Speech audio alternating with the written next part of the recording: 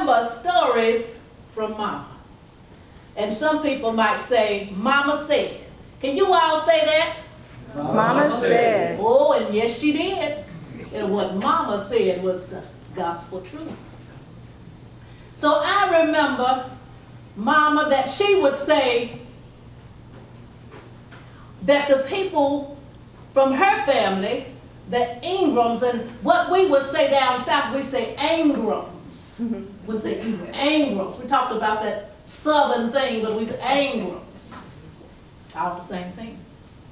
And so Mama said, we came from Africa to the West Indies as slaves, intermingled with the Spaniards and the French. And so there, they matriculated all the people who became known as the Ingrams up into the Carolinas. They went from Jackson County, Richmond County, Montgomery County, to Moore County, Orange County.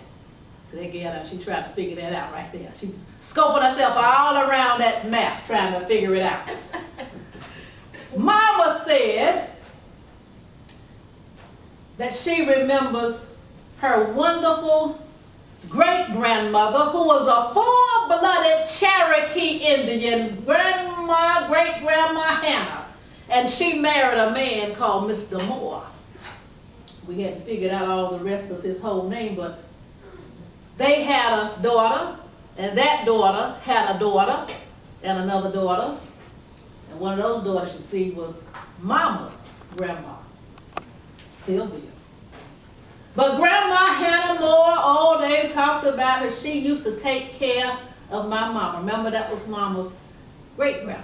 And she would take care of her. And Mama said she would comb that long hair. And said, great-grandma Hannah, she wasn't but, now I'm a short lady myself, said she was a real little short lady. But she was a good lady. Great-grandma Hannah Moore. And some of us, just like that Ingram, instead of Moore, we might say Moe, such as in Moe County. It's all right. It's all good. On my daddy's side, there was a man called John Highland, and he came from Scotland to the area of Clio, South Carolina, near Bennettsville. He married a mulatto woman, and their children were born free, we said men, of color. They were not slaves during the time of these early 1800s. That's a very interesting story. Think about that one, Mabel. She's pondering on that thing. And my brother found all this information as he looked about in the court records. You can do that, you know. Mama said, when she was a little old gal, there was a cousin, like them cousins don't they? And he was from over there near Richmond County. Hold on to it now. And he would come down to Pinehurst in a little community we call Taylortown. Some people say that fast, say T-Town. Couldn't get a hold of T-Town. And some of us in these days, T-Town. Put together by Mr. Taylor. But that old cousin, he would say, he would come looking for Aunt Judy. That's the one that helped raise Mama. And Mama said, he said, ooh, Cousin Judy, it's so good to see you, Cousin Judy. We was on days when we was on the Pea Ridge, down there in Rockingham. And Mama said that used to just tickle her. That just to tickle her, she just laugh to hear that man talk like that. Mama said when she was a little old gal, she was a skinny little old thing. A lot of us used to be a skinny little old thing. Remember those days, Mabel? Yeah. And Mama was so skinny they couldn't get that gal to eat. But she would eat rice. And what she called it. And you know, Miss Sandra, we can't be eating all too much that rice. We like to say rigici. Those of us from South Carolina love the rice. But Mama couldn't say the word rice. She said, Grandma, I want some more dice. Bless her little heart. And she got all the dice that she could fill her plate with and eat to fatten up that girl. Mama said, that food, they always had a plenty of food. Mama came up during the Depression years. Mama said they always had enough to eat. You know what it say? Eat to eat. Aunt Judy, Aunt Fanny, Uncle Charlie. And by the way, Uncle Charlie was that fella. He used to have his hair pulled back and that ponytail. He was like a black Indian, yes he was. And ride that horse, ride up Uncle Charlie. He'd ride that horse through Taylortown, Eastwood, all up and down in Moe County. And they would share the food, get the hog and kill it and hang it up in the smokehouse and be able to give to the other neighbors. Didn't matter what color your skin or who you were, they would share that food. Can the berries, all the good old vegetable tables, or ladies say vegetables. You children never hear anybody say that. Vegetables, see. Can them up, share with everybody. Mama said when she was about going into a preteen stage, you know how the children bully other children, they just pick on you for some old reasons, for no good reason. Well, the children that do those things. Mama said this boy about worried her. And one day they were coming from the school at Academy High School in Branch. And said it looked like this boy, he was wanting to beat up and the children standing around. You know, Mama was still a skinny. And she said, I'm tired of that boy. I'm tired. Mama said it looked like she didn't know what she was going to do.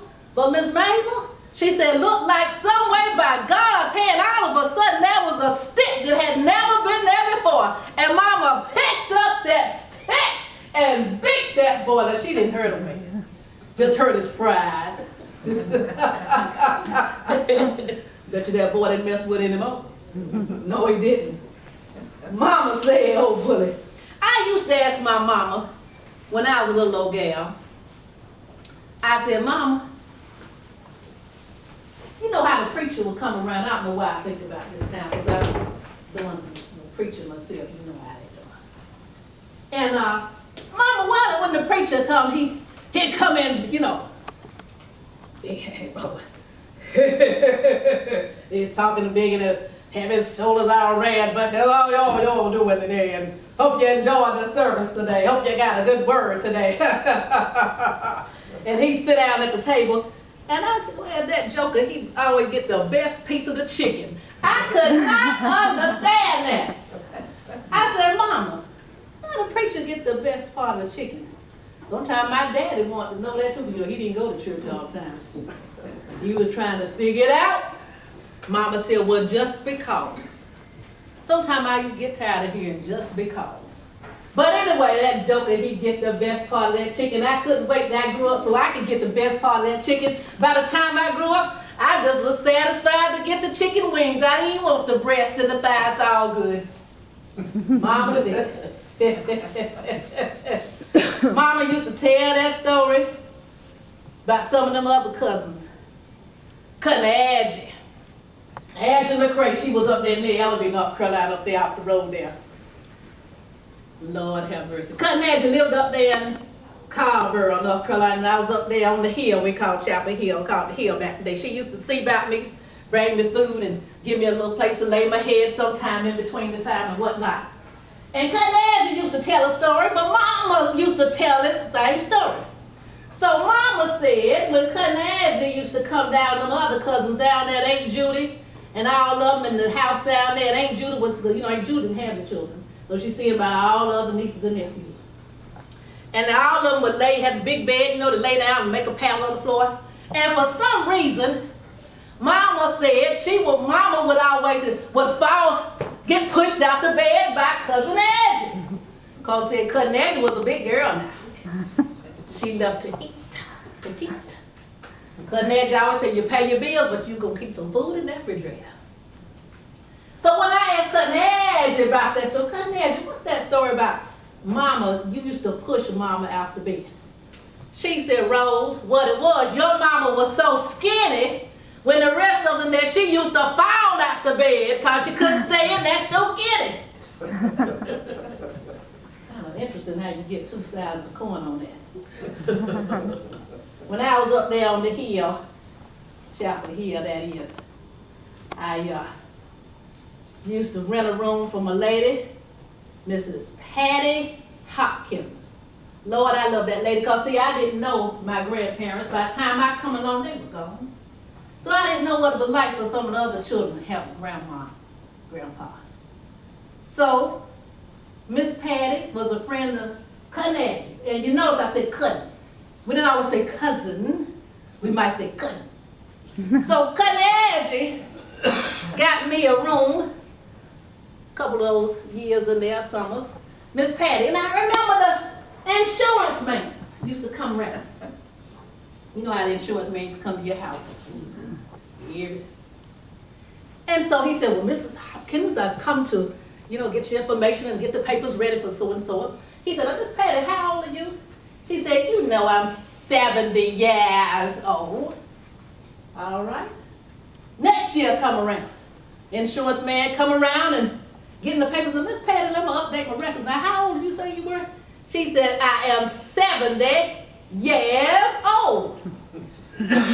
So I'm in the room and I said, Miss Patty, the man that was just here, I thought you told that gentleman you were 70 last year.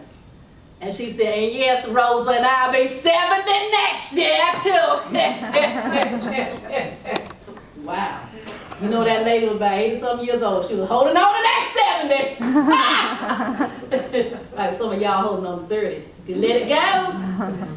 Let it go. Some of us holding on to 40, 50. That's good too. Woo! I love to hear about Mama said, Grandma Selina. You ever hear that lady called Selena, the singer? Well, that's the way my mother's grandmother's name was spelled, but it's pronounced Selina.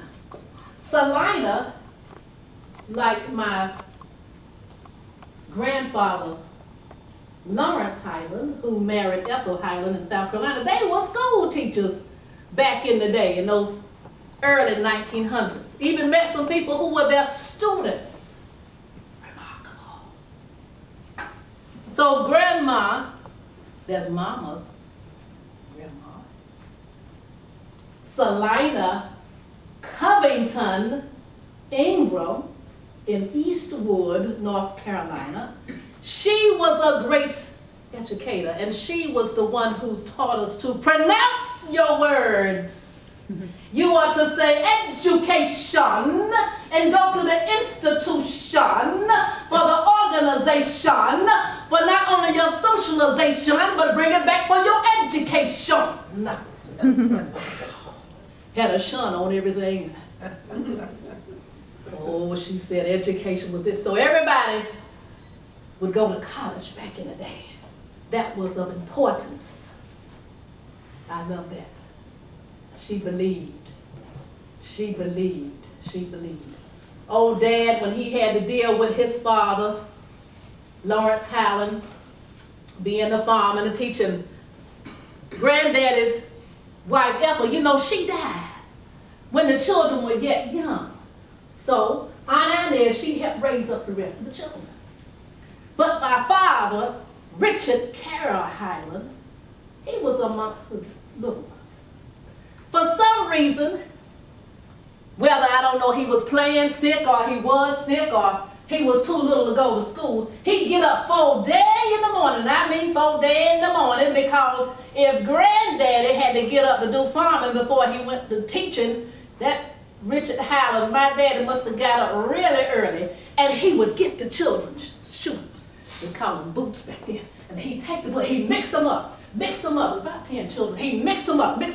So when the children got up for school, they couldn't figure out what shoe was what shoe or what boot was what boot. So therefore, when my daddy, as he grew up, his nickname was Boot. And that name took Boot Highland Everybody had those old nicknames. I see you back there, cuz, on that famous Stamps family. See, that's on the lady with white hair. Mama said, how them stamps connect. Mama's grandma, and it must have been round about your probably great-grandmother, which would be my great-grandmother. They were either first cousins or sisters. We gonna get that thing straight one day. But we know, she said, you always, there's a cousin Lizzie, was your great-grandmother, Liz. Well, we know I can't. So that's good, cause Mama said it, and I believe what she said. It's the truth. Well, I told you about Boot. Let me tell you about something about Boot. Boot was a lot older than my mama. He was born back in the early 1900s, around 1905, 06. Mama was born in 1921. He was like robbing the cradle there, wasn't he? Well, he didn't bother with her till she was in college. And he gave, you know what, this is the love story. He said, Flossie, he joined the army at the last age you could get in the latter part of your 30s at that time. This is World War II. He said, Flossie, I know you in college and all. Mama was at North Carolina Central, they called it North Carolina College back then, and Shaw University back in the day, the early 1940s. He said, if I come back with 3 on my arm, 3 stripes, what's that, children, a sergeant? He said, will you marry me? Well, he did, and she said yes. That's why I'm here today. The unexpected child that came out in the late 50s, they didn't want us, they thought they were finished with the other 2, and here comes Rose. Ooh. But Daddy, I looked at the pictures of Daddy, because as long as I knew Daddy, he was like an older man. You know, he looked old when the time I could have got an old man.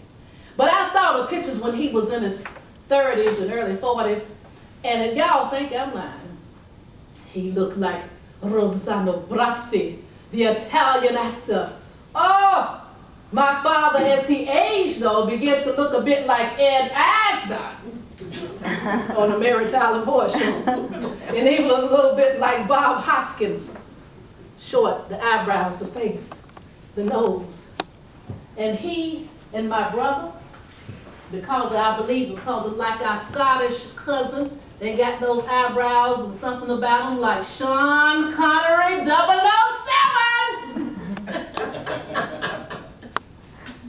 Yeah. Yes, indeed. Mama said, talk about good-looking people in the family. They talk about my brother having those good looks. Mama grew up to be tall, slim, and a great ball player. I'll tell you about that in a minute. You know, she was skinny till the babies come. You know, she's skinny and tall. Well, my brother got the height after Mama's dad. Because I dated a little short man. I used to call him a little leprechaun. Mama said that the ladies used to talk about her daddy, because she didn't remember her daddy, because Grandpa Samuel Ingram II, he died when Mama was about 2, and her sister was about 5 or 6 years old. But she remembered how the ladies would say, oh, Flossie Jane, let me tell you about your daddy, Samuel Ingram II. He was like a tall, dark glass of iced coffee. Wow, that's good looking. Wow. They said, Flossie Jane, your daddy, Samuel Ingram II, was the cat's meow. Children don't understand. He would put the whooper in your tweeter. They say that other thing, tweeter. That's a lot of whoop. But he had the good sense to marry Sylvia Moore. That's the one whose grandma was Hannah, the Cherokee Indian. Mama said she loved sports and anything that had a game with a ball in it. Baseball, softball, kickball, basketball. she played the game. And he's with me with that. He's with me, yes. Little cousin, he understands. So when Mama was in junior high or middle school, what some of the children call, she played so well back in the late 1930s that they put her on the varsity basketball team. She was good. She's a good player. And Mama would tell this story. And every time I'd hear this story would get bigger and more spectacular and wild. And I said, ooh, she tell that story again. That story is really growing like Pinocchio's nose. She was a sports enthusiast. She would watch football, soccer, baseball, basketball, ball. But when she was at Old Gal at Academy Heights and they were in the championship for the state, Mama said it was the last few seconds on the clock. The game was tied up. And back then, the girls only played, you know what, half court. Anybody remember that? Half court. They didn't play the whole court. Mama said, next thing she knew, somebody threw the ball to her and her coach, and all the team and everybody said, Flossie, shoot the ball, shoot the ball, Flossie, shoot the ball. And Flossie looked like time and space began to stop, and the ball she shot up and it went and it went in the basket, right in the basket, and she said it was nothing but net, baby, nothing but net, nothing but net. And they won that game. And Mama said she shot that goal from half court. I said, no, wait a minute, Mama. I know you said, I look like to me you were a little here. No, Mama said, no, I was at half court and made that shot. That'd be a three-pointer today. And had no three-pointer today. But Mama said, and I believe it, because I believe everything Mama said. We miss Mama. She had those stories, and she taught us well. I miss my Mama. She's a good lady, and she taught me well. Mama said, what can I say? You know, we call something, as I'm wrapping it up, call and response. In the church, this comes from Africa. Somebody say something, you got somebody to respond back. Say something, you got to respond back. In the spiritual music, in the soul music, the rhythm and blues, and all the church music, something about this call and response. So I want you all to do this for me. I want you to say, Mama said. Mama said. Now y'all got to do it better. One more time. Point till you say, Mama said. Treat everybody with kindness. Mama said. How you treat people will take you a long way in life. Mama said. Remember the golden rule. Mama said. Do unto others as you would have them to do unto you. Mama said. Pretty is as pretty does. Mama said. Beauty is only skin deep. Mama said. What's on the inside will certainly outshine the outside. Mama said. She said it, and I believe it. Thank you very much. All right.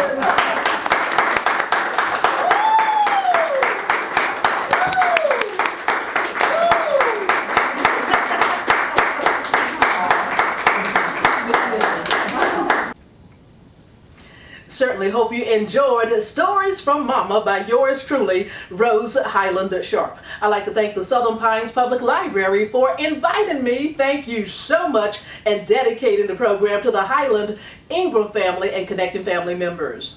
2014, hope you're doing great this year, and want to remind you this program is brought to you by Highland Communications for storytelling and much more. Call 910-514-1564. And remember to support the Wheels to Work program. Give your tax-deductible donation of a car or cash by calling 910-944-7149. Give cars that work to people that work. And please remember there are free high school equivalency diploma classes through Sand Hills Community College or a community college near you if you're in the vicinity of Sand Hills Community College, and if you're looking for a Nurse Aid 1 certificate program / getting your high school equivalency diploma at the same time, or if you're looking for a free math class, you're a curriculum student, or you hold your high school diploma as well, please contact Tawana McKnight.